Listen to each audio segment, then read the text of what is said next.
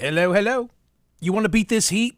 Go to Parx Casino. So much going on all under one roof, not the least of which is what goes on in the Excite Center, which is their main performance space, theater hall. It's where you'll find Russell Peters.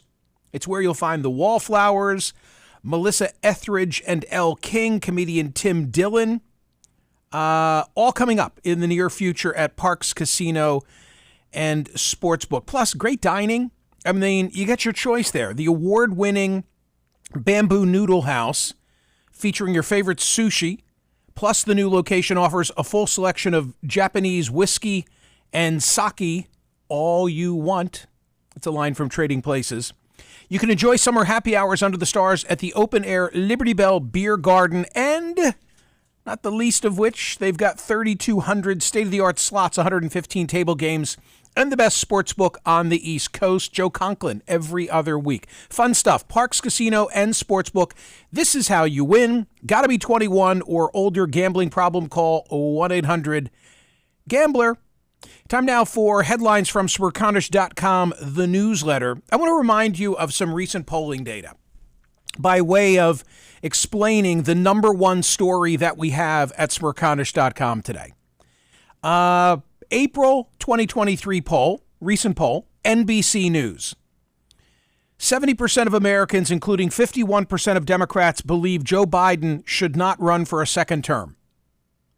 Half of those who say Biden shouldn't run cite his age as a major reason why. As for Trump, 60% of Americans, including a third of Republicans, think the former president should not run. The NBC News survey finds a combined 41% of registered voters say they definitely or probably vote for Biden in the general versus 47% who say they'd vote for the eventual Republican nominee. Then a May poll, this one from CNN, convincing the overall public that Joe Biden deserves a second term could prove to be a challenge. Listen to this. This is stunning. 2/3. 66% of all Americans say a Biden victory would either be a setback or a disaster for the country. 2/3 say it would be a disaster or a setback. The leading contender for the Republican nomination, former President Donald Trump, fares slightly better. 43% say a Trump win would be a triumph or step forward, but 56% say it would be a disaster or setback. So you've got majorities believing that if Joe Biden or Donald Trump is elected in 2024, it would be a disaster or a setback. A majority of Americans don't want either of these two individuals. So yesterday, at a town hall in New Hampshire at St. Anselm, there was an event for No Labels. That's the lead story today at Smerconish.com, the 5 takeaways, at least according to USA Today, about what went on there. Pat McCrory, the former North Carolina governor, a Republican, in sort of the preamble to when Joe Manchin and Jon Huntsman came out, said, here's the deal.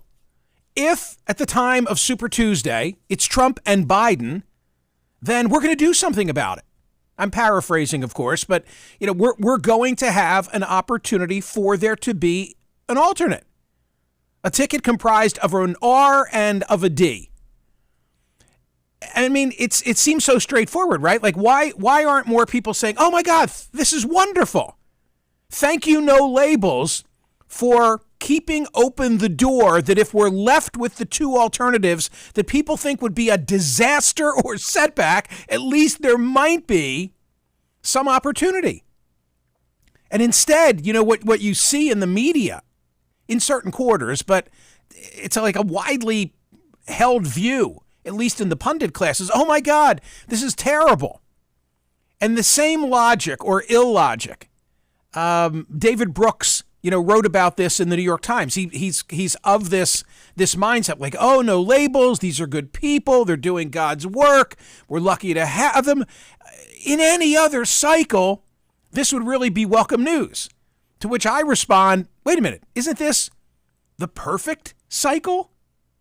The perfect cycle? What could be more perfect than when a majority of the public think that the leading two contenders would be a disaster if it comes to pass. That would seem to me to be like the ideal time that you look for an alternative. And maybe the alternative in this case, I mean, it's hard not to think that Manchin and Huntsman are, taking a little test drive here. I mean, one was a Democratic governor of his state. The other was a Republican governor of his state. Manchin, of course, governor of West Virginia before he was in the United States Senate. Jon Huntsman, not only governor of Utah, but then also United States ambassador to both China and Russia. Both China and Russia.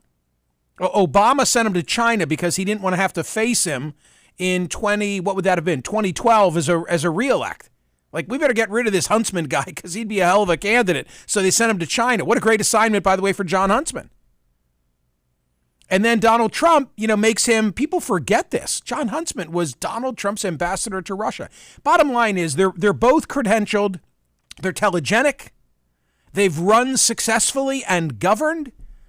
They were asked, and they dodged. Well, wait a minute. Is this a potential ticket? Manchin in particular is cagey because he's either got to run for re-election in West Virginia or pursue the presidency, or I guess do neither. But I'm excited about it. I'm excited about the prospect of there being something other than the status quo. They released yesterday, with Thomas Paine in mind. They released yesterday a common sense guidebook. It's kind of hard to disagree with anything that was in the platform, if that's what you could even call it. It was titled A Common Sense Agenda, and it began this way. Just kind of tells you everything you need to know about where they're coming from. Most Americans are decent, caring, reasonable, and patriotic people. But we do not see these traits reflected in our politics today. Instead, we see our two major political parties dominated by angry and extremist voices, driven by ideology and identity politics rather than by what's best for the country. I could have written all of this. Honestly, it's like a page. This whole event yesterday is like a page out of this radio program. And things that people who call this radio program claim they want to see. So the poll question today at Smerconish.com very simply asks, if after Super Tuesday, Joe Biden and Donald Trump lead their party's nominations, should no labels run a ticket? That's it. If it's these two, you see what the polls say. I don't know how it gets better. Like, I don't know how next Super Tuesday, we're talking next March, people are like, no, we feel great about this. This is wonderful. Oh, my God. Trump and Biden. This is perfect. Oh, I don't know what to do. They're both so great for the country. I mean, if you think that's the way it's going to go, then I guess you go vote no at Smerconish.com. Yesterday has Ron DeSantis already peaked, 22,043 votes cast, 85% and change said yes. More headlines now from Smerconish.com. The Tuesday edition of the newsletter.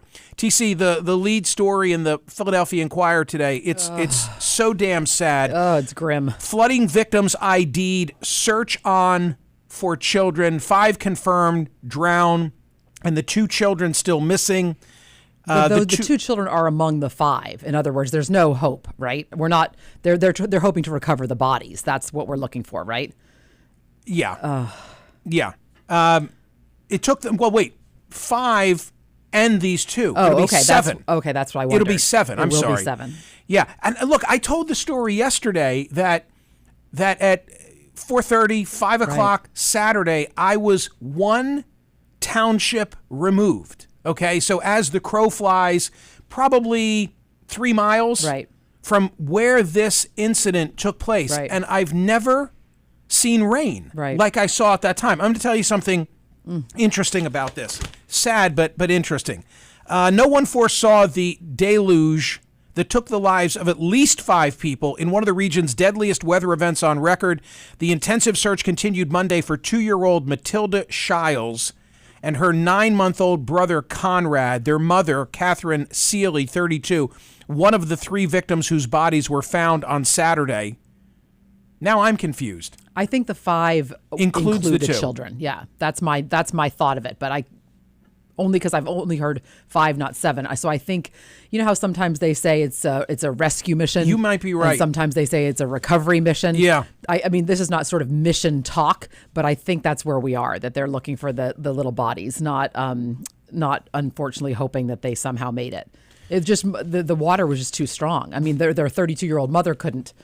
That's what I wanted to tell you. Upper Makefield Township, not far from George Washington and the Continental Army soldiers, where they famously crossed the Delaware River on a stormy Christmas night in 1776, has been historically flood-prone, but local residents say they never witnessed rains of such ferocity as those of Saturday afternoon and evening. And then it talks about a creek, the Howe Creek, which feeds the Delaware River. The Howe simply couldn't hold the incredible volume of water falling from the sky and running off from paved surfaces in a compressed period. The nearest official gauge in the middle of Route 532 bridge at Washington Crossing measured 4.64 inches, okay, in that compressed time period. However, one resident said he caught over 9 inches in his bucket. So the fire chief had said something similar yesterday, that it was like 7 inches inside of 45 minutes. That is absolutely crazy. And I mean, that's no wonder it was so ferocious. Biblical, epic, stunning. Yeah. I mean, every adjective you could probably use, you know? All of those things. Oh, that's so sad. That is just so sad. So sad. So here's hoping that the recovery is at least successful, because it just must be even more traumatic for the poor father. I can't. For the father. All right. On that downer of a note, I hand the reins to you. Well, I mean, let's go with some hope, maybe. Lilly's drug to slow Alzheimer's progression may be approved in the U.S. this year. This is at Smerconish.com. So if you want to read about the full approval, they call it a historic shift for the treatment of Alzheimer's. For the first time, doctors have a medicine to prescribe that has been proven to slow the loss of memory and ability to do daily tasks that Alzheimer's brings. So we'll see what happens with this, but it seems like it could be good news. It seems like, I would just say, in the same realm as I always make the point about mental health issues, some influenced by social media, and I say everybody's 1 degree of separation from these things. I'm sure we're all 1 degree of separation away from an Alzheimer's case. Absolutely. So fingers crossed that something comes from that. ConsumerAffairs.com at Smerconish.com. Worst drivers in America. Buckle up for a wild ride in these cities. Everyone seems to think their hometown has the worst drivers, but the Consumer Affairs research team took a more data-driven approach to find the ultimate breeding ground for vehicular chaos. Would you like to know the 5 cities with the worst drivers? Yeah, count them down from 5. Can you? Yes, I can count them down from 5. So number 5 is St. Louis, Missouri. And what they looked at fatal crashes. They looked at fatal crashes per 100K population, total fatal crashes, pedestrian fatalities, fatalities due to blood alcohol level, and fatalities linked to speeding. So this is what we're looking at. St. Louis is the 5th worst. Correct. Okay. Macon, Georgia. Macon, Georgia. Yes, indeed. Macon bacon. Albuquerque, New Mexico. Baton Rouge, Louisiana. And the number 1 city in the United States with the very worst drivers, Memphis, Tennessee. Why? I wonder why. Memphis, Tennessee. And I also saw that it's not just Memphis. Based on their analysis, several other Tennessee cities rank in the top 60 for worst drivers. Knoxville, 12. Clarksville, 17. Chattanooga, 19. Nashville, 59. In the last recorded year, 2021, bad drivers caused 203 fatal crashes in Memphis, more than any other city. Chicago had 118 and New York City had 107. 203! Wow. Okay, so that's some interesting data. Go see the entire list is there, so you can find out the top 50. Are we gonna do some of these others? Because some of these others interest me as well. What do you mean? Okay, cities that have the safest drivers. Okay, go ahead. I'm going to count down from 10. Henderson, Nevada. Okay, so this is where you want to go. College Station, Texas. Pearland, Texas. Glendale, California. Lynn, Massachusetts. McKinney, You know Lynn? Well, I mean, I know of Lynn. McKinney, Texas. Bellevue, Washington. That was the ill-fated That was indeed. things I wish I knew before I started talking. And I have a friend from Bellevue. Oxnard, California. Cary, North Carolina. Cary's right next to Raleigh. And the safest drivers can be found in Where? America in Green Bay, Wisconsin. Oh, that doesn't surprise me. Green Bay's a very polite place. Yeah. So Yeah. there you go. So there's a lot to be seen here and a lot to ponder in the data. It's very data heavy. So if you're interested in such things, Highest rate for drunk driving fatalities, Baton Rouge, Louisiana, 2.2 times. I'll never forget. In fact, I remember what it was. I remember going to the 1988 Republican convention in New Orleans. Okay. Do I have this right? Yeah, because I remember being adjacent to the location where Papa Bush announced Dan Quayle would be his running mate. And I remember thinking, who? Dan Quayle? Who is that? What I also remember is that a friend of a friend picked me up at the airport and had a cocktail in his, in Louisiana, in his, in his center console. No way. Yeah, and at that time. And when you say that, it was permitted. It was permitted. Permitted for the driver? Yeah, permitted for the driver. That was what was so jarring. This was like my welcome Wait a minute. To Louisiana. In other words, as long as you're not above the legal limit. Right. You can have, so there was no like open carry, frankly, think about it for a second. If the whole issue is the limit, then why couldn't you? I mean, if I can drive, I'm so speechless right now that I'm pondering. I'm pondering. You can have a drink and then drive. As long as you're below the legal limit. If you had a beer, you would be below the legal limit. And what is it called that you can't have open for weapons, open carry? No. You can't have open containers. Yeah. So that's the rule. You know what? I've always did you ever have a situation where maybe you have half a bottle of wine when you're leaving dinner? Of course. And you're like, we can't take it home because you're not allowed to have an open bottle in the car. Is that true? By the way, I don't even know. I've always said that. And I've always repeated that. Even if I have no idea. Stick a cork in it, I think it's true. If you stick a cork in it and put it in the back seat, I don't know. As long as you can't reach it. But think about it logically. It is kind of an interesting issue. If I can have one beer and go drive, why couldn't I have that beer? Also, I suspect that 1988 was pre-Yeti, so I'm thinking that there was like some crystal glass is what I'm picturing sitting. I just remember the guy having a tumbler. See? And me thinking like, what's this? Wow. Yeah. Okay. That's a lot. All right. Did you notice it was smoky when you came in this morning? Yeah. Yeah. I know. We're back. Yeah. Unhealthy air quality lingers across parts of the U.S. from drifting Canadian wildfire smoke. This is extensive swaths, they say, of the northern United States awoke to unhealthy air quality Monday, and it continues. There's some kind of orange alert. Like we've got a situation here in Philly. It is definitely, you can definitely see it. We definitely see it. It's just like gray, and it's been this way for intermittently for the summer.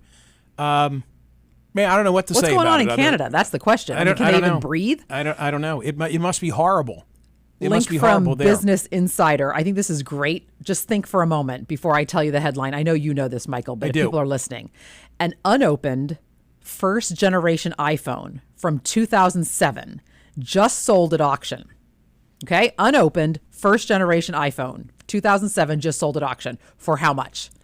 All I can think of is the Steve Carell character in 40-Year-Old Virgin with the dolls that were don't open it, don't open it. They were figurines. They weren't dolls. $190,000. $190,000. It's just nutty to me, though. I mean, it's just. Like Nathan Robb needs to get involved. What's going on here? It's just like if you said to me, it was signed by Steve Jobs. I have all my old Blackberries. Yeah, opened and used, and I'm thinking about doing like a shadow box, it'd be hysterical, right? It would be hysterical if you did. Yeah. Sir Elton John gave evidence at the Kevin Spacey trial. This because there was a question about whether he attended. Kevin Spacey did a party hosted by Elton John at his home in Windsor.